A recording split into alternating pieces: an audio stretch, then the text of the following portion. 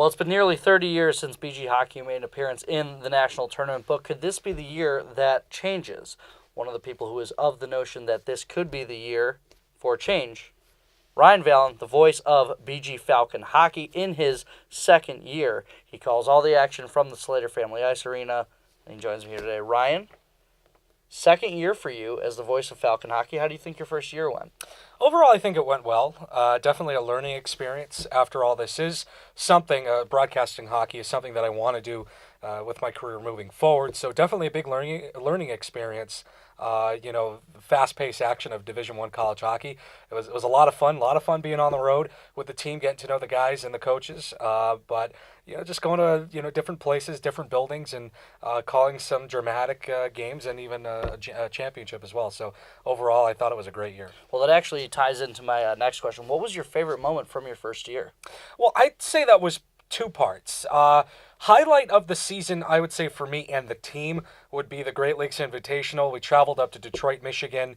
We played at the new Detroit Red Wings Little Caesars Arena, and we won the Great Lakes at the GLI as it's called, beating Michigan and then Michigan Tech. So it was really cool to broadcast two games from a professional press box that is the new press box that the Red Wings media calls games out of. So that was awesome to be a part of that. And then second thing was probably the overtime goal or the overtime goal for the Ferris State playoffs, when Brandon Cruz won the game. And then kind of a high point for me was when Mitch McLean tied the game against Northern Michigan in the second round of the playoffs. So that was those were all kind of high parts for me during the season. And you mentioned you go on the road a lot with the team. What people may not know is BG plays out in the final frontier against Alaska, which I know how much you loved that flight. Is quite a journey. Where is your favorite place to broadcast as far as when you're on the away side, and why? I would say that I'm going to break that up again in two parts. The Great Lakes Invitational, I think, was, bar none, will probably be one of the greatest places I'll ever broadcast in Detroit. But going for the WCHA, I love Michigan Tech. Michigan Tech has a great setup. Their rink, the John McInnes Student Ice Arena, is one of the best rinks in the WCHA. The press box is nice. The media people are nice. And then the atmosphere, Mitch's Mitzvahs, it's what it's called, their student section. And it's just a loud, raucous place to play. And even to broadcast from, it's just an incredible view from John McInnes Student Ice Arena. I know you're a big food guy. I'm a big food guy. Which place that you guys went to go visit had the best food? You know what? That's got to be Alaska. We stayed at the Hotel Captain Cook in downtown Anchorage, and the hotel caters for us for team meals. And they provided the best food that I've had. What did you have? Let's see. We had some pasta, cold cut sandwiches. I remember it was. I think they had some steaks that they served to us, which was really nice.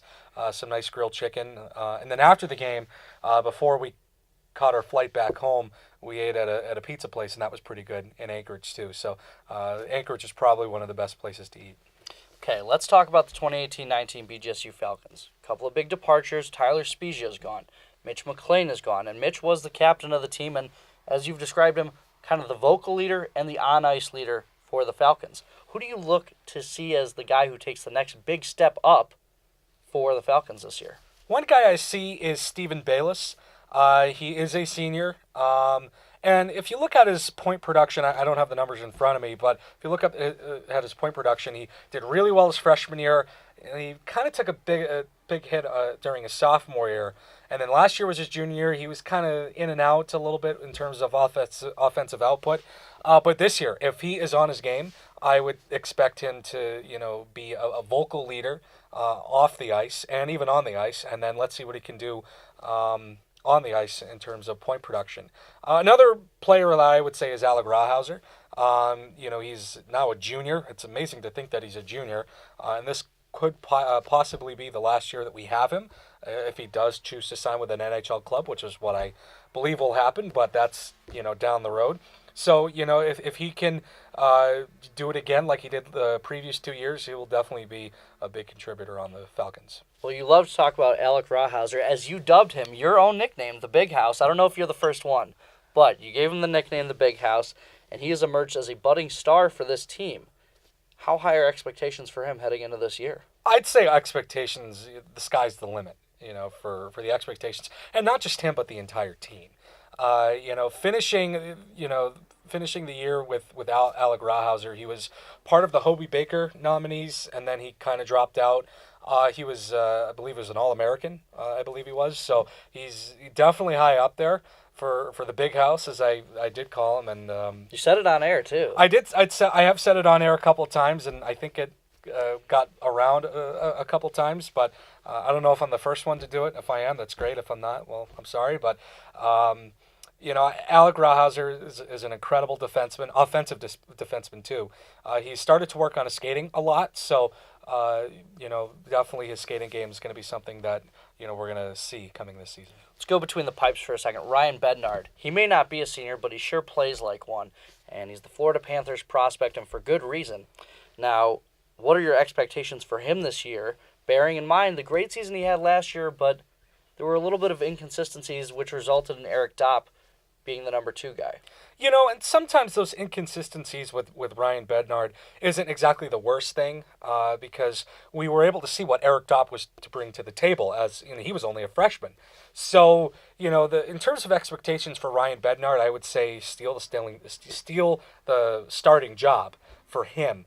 And make it not even a competition, basically. Right, but you also want competition. You want healthy competition, because healthy competition will just make both guys better, and that's not only good news for Eric Dopp, but also for Ryan Bednard. So for him to steal the starting job, that would be his number 1 priority, but just play goal. To start the year, head coach Chris Bergeron was going on a 1A, 1B system where you have one goalie start Friday night and the other goalie starts Saturday night. Eric Dopp got the Friday, Ryan Bednard got the Saturday, or vice versa if the coaches wanted to flip. And then towards maybe the middle of the season to the end, the coaching staff decided to go with Ryan Bednard as their starting goalie. I thought that was the right move. Again, I'm not going to question the coach's authorities because I'm not a coach, but they believed. Not yet. Right. They believed in Ryan Bednard, and this season could be another season where maybe he takes the starting job, and maybe Eric Dopp comes out and he just plays lights out. I believe both of them got new sets of pads, so it should be great to see them in between the pipes. Brandon Cruz was drafted by the Vegas Golden Knights, who came so close to a Stanley Cup championship in their inaugural season. A truly great story. If you don't know about that story, look up the story of the Vegas Golden Knights from last year. It's incredible. But it should come as a surprise to no one after just the show that he put on last year. How critical is his success to this team in 2018-19? Well, he's only a sophomore. He's a freshman. He was a freshman last year. Had some really good goal-scoring output, offensive output, speed down the wing.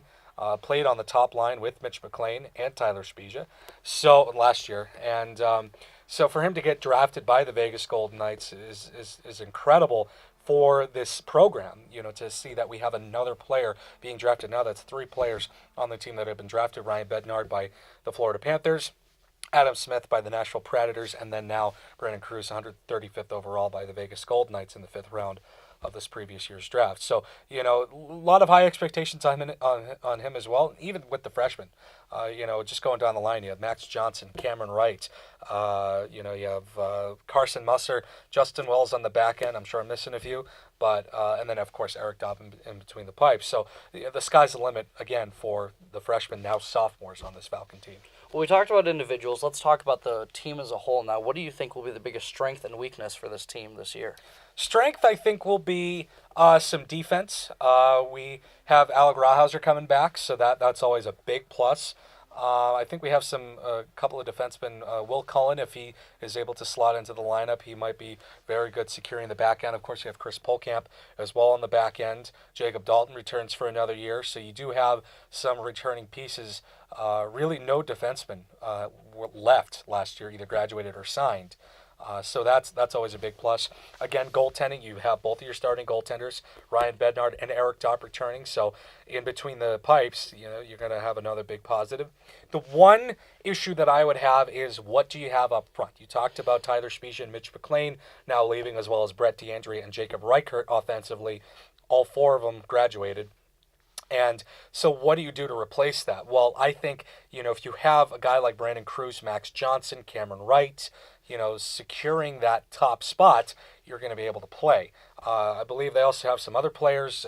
Trevor St. John is coming in. Taylor Schneider is from the same hometown that Max Johnson is, Lakeville, Minnesota. So I heard some great things about him. Tim Theochartis, another player that I heard great things about. Talked to his dad, Bob, over Twitter. So that's always great to talk about. So I think there's some great pieces up front. Just more of a question mark. Can the Falcon offense, like the now sophomore class, can they repeat that from what they did last year? So with the season being a couple of weeks away, schedule's already out. Of course, it's been decided for a while. There's nothing like the energy of a big game. Mm-hmm. So what game have you highlighted on your calendar as this is going to be the matchup Ryan Vallon, am looking forward to the most this year, home or away? I would say, again, this is kind of a multi-part question. One to start would be the matchup against Ohio State. Ohio State, we play there on that Friday. I think it's the 26th of October. And then we're home here in Bowling Green on Saturday, the 27th of October. So that's Halloween weekend. Hopefully both arenas, the Schottenstein Center in Columbus and the Slater Family Ice Arena in Bowling Green, hopefully both nights should be packed. It should be loud. It should be raucous. It should be crazy. That's going to be a matchup. Ohio State is, I believe, a top 5 team in the nation. So if the Falcons can come out and play really good hockey and take maybe 1 or 2 games away from Ohio State, that's also great. Another matchup that I'm looking at is a rematch of the WCHA semifinals against Northern Michigan. I believe they come in here in the beginning of November. So it'd be great to have him here in the building for the first time since 2 years ago. And hopefully we can get some redemption from dropping the overtime game in Game 3. And then the last part I would say is Minnesota State. Minnesota State, they come in December 14th and 15th, right before the students head home for the holidays. And that matchup is going to be a pretty cool one to be at. It's home here in Bowling Green, and Minnesota State's always one of those top-tier programs. Mike Hastings is an incredible head coach, now taking over the head coaching job of, I believe, the U.S. Juniors for the United States after David Quinn left for the New York Rangers. So it's going to be another showdown offensively when Minnesota State comes to town. Last question for you, Ryan. Obviously, Slater Family Ice Arena gets packed in. It's not the biggest building, but with the amount of people that are in there, it gets to be pretty loud. Not always the amount of people there that you'd prefer. There would always, of course, like to be more people. So for those who may be on the fence about coming out to a game this year, coming out to multiple games this year, what's your message for them? I'd say just come out and have a great time. You want to support your Falcon team. Our team is going to be very, very good this year. There's no questioning that. So come out, students get in for free. It's just great to be in an atmosphere. You go and you have some beers and you get some food and you sit down and watch some hockey. It's just an incredible atmosphere to be in. The building is loud. If you don't like loud noises, well, I can't really help you there. I mean, it's the roof that's what does it at the Slater Family Ice Arena. The roof is so low and it's a metal roof. The sound just bounces up and down from the roof, and it just creates this loud atmosphere. Add in the band and hopefully 4,000 to 5,000 fans, and this building, the roof is going to pop off. So it's just an incredible atmosphere to be at. If you're on the fence of coming to games, I strongly suggest that you do. I understand that some of the games aren't when students aren't in town. I know the Falcons have some games during the winter break where usually the students are home and they're not even thinking about BG hockey. But if you live in the surrounding area, if within some reasonable driving distance, come on down for a Friday, Saturday night. It's only going to take a few hours and just watch some great hockey. And even if you don't live within reasonable driving distance, show your dedication. Show how crazy you are about BG Falcon Hockey. But one last thing, Ryan, as you are the voice of BG Falcon Hockey, why don't you tell people how they can listen if they can't get to the game? Yeah, of course. So you can always listen to the on the TuneIn Radio app, 88.1 FM WBGU, as well as I broadcast simulcast to 2 stations in Toledo, 100.7 and 106.2. 106.2. The ticket is what it is.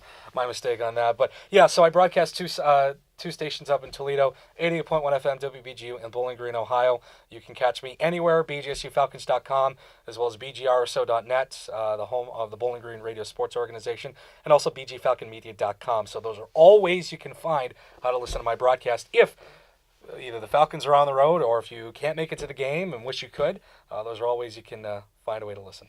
Hockey season just around the corner. Ryan Vallon, voice of Falcon Hockey. Thanks for joining me. Thank you very much, Leo.